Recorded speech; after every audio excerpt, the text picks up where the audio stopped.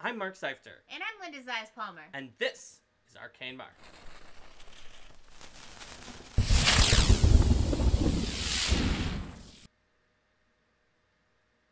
Hello, everyone. Welcome to Arcane Mark's biased reactions on Lost Omens Mwangi Expanse. So you can see up there in the upper right this cover of Mwangi Expanse, which we are biased towards. It's, as always, for Lost Omens by cover artist Ekaterina Burmak, and Yes. as always, it is awesome. Yes, I really like these Lost Omens covers, how they focus more on dynamically showcasing different elements of the setting. Because, you know, scenes of the PCs battling some giant monster are cool and all, but this kind of thing really makes me more excited to dive in and to explore the part of the world that they're showcasing. I know, right?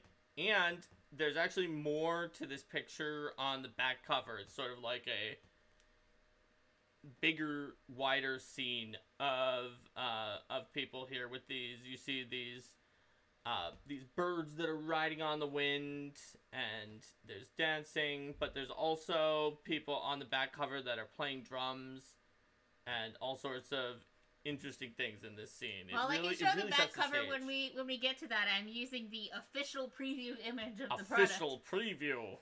And now, to be biased about the table of contents. Now, what's not to love about the table of contents? It has a cool picture in the bottom left there. And it has a lot of cool names on here. As always, for your Lost Omens, you have development leads Eleanor Farron and Luis Loza. As it turns out, always for now, you've got me, Mark Seifter, design lead, and you've got Lou Palazar as editing lead on this one. Plus, Ekaterina as cover artist, and a bunch of awesome authors. We've got on this one, let's see, I'm sure I'll butcher some names. Laura Shea Adams, Mariam Ahmad, Jamal Brown, Misha Bushhager, Alexandria Bastian, Duane Bird, John Compton, Sarah Davis, Marilyn Butler, Kent Hamilton, Amanda Hammond, Sasha Laranoa Harving, Gabriel Hicks, TK Johnson, Michelle Jones, Jason Keeley, Joshua Kim, Travis Lionel, Ron Lundeen, Stephanie Lundeen, Hillary Moon Murphy, Lou Palazar, Mikhail Raccoon, Nate Wright, and Jabari Weathers. Notably on here, Kent Hamilton is on this, and you may also note is probably listed somewhere for art because he's a member of Paizo's art team. He made it into the authors list because Kent is someone who does concept art at Paizo, and we've had him on the show. You can see his interview on YouTubers by the time you see this video. But basically, when you need concept art for a particular topic and there's time for Kent to do it, Kent will just research and do concept art, and it'll be full of notes from his research. And so some of those notes were just so good that Eleanor and Louise pulled them out into the text in the final version of the book as text, and that is how Kent is one of the authors in Lost Omens Mwangi Expanse. Louise is here. Louise is here. Louise says, "Hooray, Mwangi Expanse!" Yes, this book is awesome. It is amazing. Eleanor and Louise did an amazing job getting a stellar cast of authors for this book. A very diverse cast, plenty of people of color to write about the Mwangi Expanse. That's right. Because a lot of times when you see like books that are written about regions that have a population that's predominantly people of color, you'll still see that like the list of authors is like, oh, you know, there's a bunch of white folks in this list. But I mean, there's some white folks in this list. There still are, yes. But they did a really awesome job recruiting a bunch of great authors for this. Especially Eleanor really went above and beyond to find new authors and bring back some of our best authors that we have, and it really shows in the book just how much love these authors have put into it. So more cool things about the table of contents. We can see there's a Reclaiming the Expanse section that's actually like literally 8 pages long. Then we're going to go into history, then people of the Mwangi, and there's a bunch of elves, Alije, Ekuje, Kalije, then the Mbeke and Taralu dwarves, Sango halflings, the Matanji orcs, and then Anadi, Konrasu, Noel, Goloma, Gripply, Shisk, ancestries and other peoples of the Mwangi Expanse, plus religions, including some deities you'll know from before and some that you've never seen until Mwangi Expanse, geography of all the geographical regions, some of the biggest settlements in Mwangi Expanse, and a bestiary full of 20 pages of monsters, plus the gloss text, always very important to be biased about.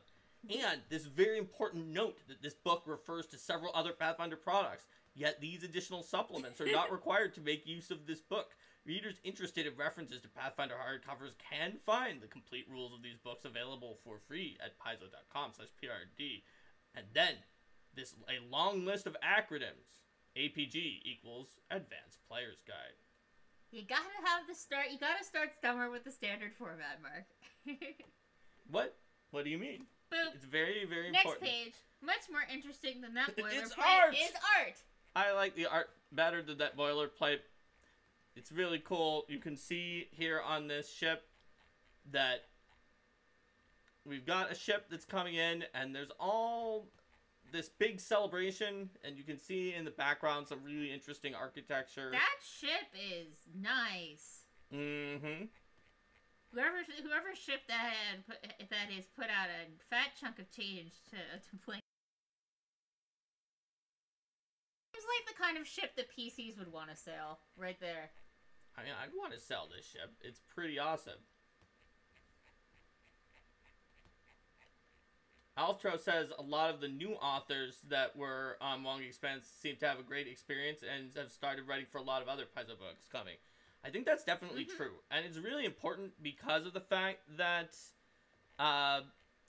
while obviously you want to have someone who really knows the material, write material, you also don't want to just be like, well, you know, we only want you to write stuff that you completely know. If you have a talented author, you want that talented author to write all sorts of stuff, just any kind of content. You know what? Look also at the awesome ship, Linda, because there actually are like some cracks and like jagged shards to it. So it's seen battle for sure. Returning after a victory, then it looks like. Mm-hmm. Yeah, it's like you know the old thing about like you see interviews with actors and TV shows who are just like, I'm a pigeonholed and I'm always like you know the wise mentor and I want to play different roles. We don't want to do that to our authors. Mm-hmm. Typecasting is the thing for actors, absolutely. So here we have this really cool art piece. I haven't seen this one before. Yeah, so I mean, although you've seen the back of the character, the guy in green really looks like old Mage Chitembe from the back. Old Mage Chitembe. And he's got like the staff, the staff that he's got, and like the cloak. And you can see a bunch of look like magic warriors fighting this gigantic beast. I think there may have been a fiction that was related to this particular half page, or at least I know there was a fiction that is similar to this, and I can't remember what piece of art was attached to it, but it would make sense for it to be this one. There's a lot of really awesome fiction on the blog that connects to the stories that you see in these books, as well as the ones that are specifically told through the art. Mm-hmm. And so this is the Reclaiming the Expanse section. So this is perhaps as the introduction to the book, one of the most important parts in this book, because it contains information not only about what you're going to find in the book, but also you can see in just slightly blue box the exciting, non-exotic sort of page element, I guess. It's not a sidebar, but we call them page elements. And it talks about the fact that, you know, yes, this is a fantasy world, so like every country is going to have weird fantasy elements that you're like, whoa, this is fantasy. This is not like what I've seen at home. But it's still in that fantasy world. This is a home. This is the home of people who belong in the Mwangi Expanse, who have been here for millennia. It is not just some like weird Darkest Africa variant that you go to on an adventure and everything is there to like fight. This is the home to these people in this fantasy world, and is equally as much that home as Taldor is to the like kind of on the decline Roman Empire / Byzantine Empire fantasy people. Mm-hmm. And so that's why this sidebar is just so important. And it talks in general just about sort of like what are some of the major themes that you're gonna see in Mwangi Expanse adventures. Yeah, absolutely. And that what also are some of like the broad things you're going to see in terms of cultures, in terms of ecosystems, in terms of like the relationship to the past and the future, and some of those sorts of challenges that, because it's not a part of Golarion if there aren't some things that are going hideously wrong. Oh boy, Golarion is just not the best place to live. But yes, and not only does that make it a great introduction to the book at sort of like hinting at what you're going to find in the book, but for a GM who's coming in, it just serves as sort of, you know, like an inspirational way to like get your mind around, like, what are the themes that I'm going to see? What kind of adventures might I want to run? Or for a player to think in this area, or coming to this area after they'd grown up for adventuring or for other reasons. It really puts you into a good mindset. So it can always be good to give this section another glimpse before diving into the book, even if this is not your first time in Lost Omens Mwangi Expanse. Speaking of the Mwangi Expanse, we have a map here on page 8 that shows what the Mwangi Expanse looks like and has a bunch of these key features, both the most prominent cities and other settlements, the geographic features, and some of the greatest perils as well. That's right. Mwangi Expanse is huge. It's very big, and obviously it includes like nations like Vidrian and city-states as well. So it's not like one country. It is its own meta region, essentially. It's one of the 10 major regions in the Inner Sea region, or sub-regions in the Inner Sea region, whatever the word that is below region is. And it's one of the regions on the continent of Garun. That's right. And there's just so much to see. I mean, we just see the names of a lot of these places on here, but there's descriptions underneath about just how different some of these different cities and regions and sections are from each other. It would be easy to incorrectly be like, well, it looks like there's a lot of jungle that covers most of this area. I bet this is all like jungle. But there's hills. There's almost every type of ecosystem can be found in there. And then even within that, like, you have Nantambu with the Mogambia Magical Academy versus Blood Cove with the sort of the scum and villainy of the Aspis Consortium. And this page here and the previous one are a great place to look for a very broad overview of some of these major features. What is the top, you know, like from the plane overhead looking down on these cities, what are some of those key features that you're going to want to know for which ones are going to be the best for the types of adventures that you want to tell. Yep, and there's another cool feature sidebar here, yeah. Questioning outsiders, which are some questions to consider. This is for the Mwangi Expanse, but it also applies equally well to really any time that you're having your characters venture to a region that is different, that has customs that are different from the ones that they came from. It does ask some really good questions, and it links to the picture of Mauricio, who's like, I'm here in the jungle wearing my explorer stuff. I'm not sure how practical this is in the jungle, but you know. And then it talks about language and how when you're in the region of the Mwangi Expanse, the Mwangi language is considered common. It's a trade language from the region. And so, like, just like if you're not gonna have everyone speak Taldane in the middle of the Mwangi Expanse. Just like if you're in Taldor, then common means Taldane. That means like the Taldan language. And if you're in Goka, then Taldan means Tien. But I mean, common means Tien in Goka. Yes, that's. I meant the opposite of what I said.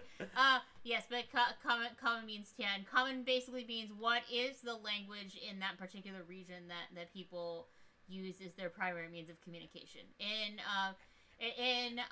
society play, we use common to mean specifically the version that is spoken in and around Absalom, since that's kind of the hub of Pathfinder Society. But if you're running a campaign that is not primarily based in the idea that your characters all joined an organization that is based in a place where that is the common language, then you can definitely consider taking a look at what common means to your group.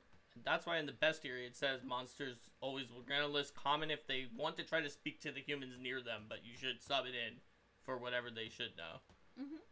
So on the next spread, it talks about adventures that you'll find in the Mwangi Expanse, and obviously there's an infinite number of adventures in the Mwangi Expanse, but some of the themes that you can start thinking of that lead to adventures, as well as another sidebar about what if your characters are from the Mwangi Expanse? What does that mean to you? What is still mysterious, even though this is your home? And also some of the threats, because like Linda said, if you're in Golarion, you're not just being like, oh, it's all friendly and happy here. There are no horrible threats. That's never what you say. You don't call something the Screaming Jungle because, like, it's 100% safe all the time. Could it just be some howler monkeys? It's Golarion. It's not. It's never just gonna be some howler monkeys. Oh man. And there are a lot of threats in the Mwangi Expanse that can be dangerous, and not just like threats from the environment, like swarms of insects or diseases and poisons, but also just some like major dangers that exist out there, just like everywhere. Fiends and worse than that. And so that's basically where it's going here with the intro. It talks a little bit about the changing state of the Mwangi Expanse, and also how Alan is trying to fan himself because he wore all that armor into the jungle. That's an example. That's an example of an outsider who was not prepared. Oh, Alan. I feel worse for the horse. Yes. Everyone feels worse for the horse. He didn't choose to be in that armor. No, he did not. And look at that over there. There's sort of this oh, that's cool. Mysterious structure.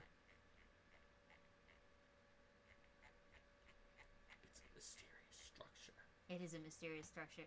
But yeah, this section here talks about sort of some of the most powerful forces.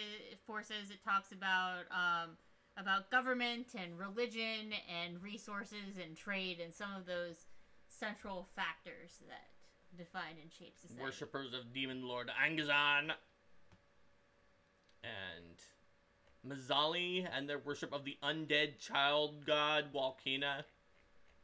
There's a lot going on in Mwangi Expanse, and it is just a very vibrant and like multifarious region where there's full of just so many different peoples, all of whom are very, very distinct and are constantly interacting and leading to changes that even like this book released and then Strength of Thousands comes out, right? And like that's gonna cause changes that probably make some of the things in this book no longer be exactly true, and that's just how it is when you're dealing with like this much going on in a region. Yeah, exactly. The books give us the foundation to build off of, and we're not gonna, in general, at Paizo, we're not gonna say like, oh yeah, this one adventure we're going, these adventures we're gonna have this adventure do this thing where it's like, oh, this adventure destroyed the entire continent of Avistan, and now everything assumes that it's not there. But that doesn't mean that we can't make changes and update the setting, and move things forward, and have the stories that we tell shape the future of the world. That's right. So next is history, and how can you have history without a giant red dragon breathing fire on everything? I mean, that happened in most histories. It does happen in most histories. So, we've got the history of Mwangi Expanse, and, like, the earliest thing on here is when as Lanti hero Savith beheaded Edirceus, the god of the Serpent Folk, which happened like 11,000 years ago? Yes. More than 11,000 years ago. Even before Earthfall. Before Earthfall, when the evil dragon god Dahak slipped into the material plane through an elf gate. That was even 1,000 years after Sabbath. And then, like, a few hundred years later, the Mwangi clans discovered Nagisa. Mm-hmm. Like, almost 1,000 years later, Mbeke dwarves founded the Cloud Spire. Almost 1,000 years after that, Old Mage Jatembe revived wizardry with 10 magic warriors. I hate to break it to you, chat, but a Snickers isn't going to be enough to cure the hangry a Snickers for a hangry dragon isn't going to be enough to quell the rage that lurks within Dahak's heart. I mean, you never know. Has anyone ever tried to give Dahak a Snickers? I mean, I guess you can't technically prove it. I don't know. Probably not. This episode was not brought to you by Snickers. Alright, so... Snickers. It's a candy bar. It probably won't stop dragons from killing you. And so, yeah, Old Mage Jatembe, that few hundred years later, there's an alliance with a powerful arboreal, Dumari Diji, who is super important in one particular settlement. I think Osibu, but I don't quote me on that. Then, like, 500 years after that, the 10 magic warriors pupils banded together to found the Bagambia, which is, like, 700 years after Old Mage Jatembe started out. A few hundred years after that, followers of the magic warrior Black Heron founded the Shuri Empire. So, there's just, like, things are happening across this huge band of time, right? And, like, so the Bagambia founding until the Shuri Empire is, like, almost twice as long as the history of the United States, for example. I just looked up whether or not there may be potentially a Snickers bar in Galarian, and Snickers were invented after the events of Rasputin Must Die. So they can't be. So So Snickers are not canon. There you go. Now you know. And after the Sky City were founded, like, there was 1,700 years of not that much, and then the Terras knocked the Shuri Sky City of Ko right out of the sky. That wasn't great. And then things start really happening, because 100 years later, the last city crashes. Mazzali is founded 200 years after that. 250 years after that, the Orcs found their city of Matakali. And then we get into our Absalom, or Aradin Reckoning. Or actually, what is AR? It is Absalom Reckoning. It's Absalom Reckoning. That's what I thought. Yeah. We get into our Absalom Reckoning, and we have the Gorilla King appears and starts reigning with demons, and that kind of goes on for 800 years. And the Null Matriarch Hungry Bones unites several Null tribes and leads them on a bunch of raids. Yep. Got the story. Definitely, you can see some of these dangers starting to found themselves far into the path. 1,000 years later, the Gorilla King ambushes Taldor's 6th Army of Exploration, destroying it utterly and stealing their giant siege weapon. Osibu strengthens its magical defenses. The Kaldaru arrive at the city of Boali. Then they raze Boali to the ground. The Aspis Consortium established a foothold in Blood Cove. Like, just imagine that. It's over 2,000 years ago. Like, when you think of the Aspis Consortium as, like, these bumbling evil merchants who come down to exploit the Mwangi Expanse and, like, our rivals of the Pathfinder Society, they've been in Blood Cove exploiting this area for 2,000 years. More than 2,000 years. So, if you ever ask, like... Don't make fun of the Aspis Consortium like people often do. They've been around for, like, an amount of time that is, like, the Roman Empire to now. So, if you ever ask, like, why isn't there a scenario that definitively says, like, the Pathfinder Society has successfully kicked the Aspis Consortium out of Blood Cove forever? Like, they've definitely messed with them, but that history goes back really deep. It's just, like, Galarian's history is very old, and in some cases, like, it is too long, and this sort of wretched hive of scum and villainy that's just there in the Mwangi Expanse for 2,000 years strains my credulity, but it also is a really interesting story hook in the way that it does so. And so then there's wars here with demons, and Mbeke dwarves descend into violent paranoia with a civil war. And many of the aristocracy are killed. The Council of Mwangi Yisa overthrows Mozali's royal house in 3967. So at this point, we're getting closer, because there was 1,000 years after the Expanse Consortium before anything else. And we're then within 1,000 years from the present now. Yes. And then we get to the part where colonization really starts to hit the Mwangi Expanse with the Chilaxian nobles claiming a part of the coast to found the colony of Sargava. Yep. That's in 4138, which is about 600 years ago. Then that goes on for like 500 years, and then Eridan dies. Everything gets real, and all the stuff happens. The Hurricane King starts attacking the Mbeke, and the Sargavan army invades Mazali, and the mummy Walkina awakens as a child god, and Sargava breaks with Thrud, and Baron Grellis of Sargava dies, and the Free Captains unify the Shackles, and the Second Corsair War between the Mbeke dwarves and the Shackles pirates begins. Adventurers slay the Gorilla King. That's recently, because it happened in an adventure path.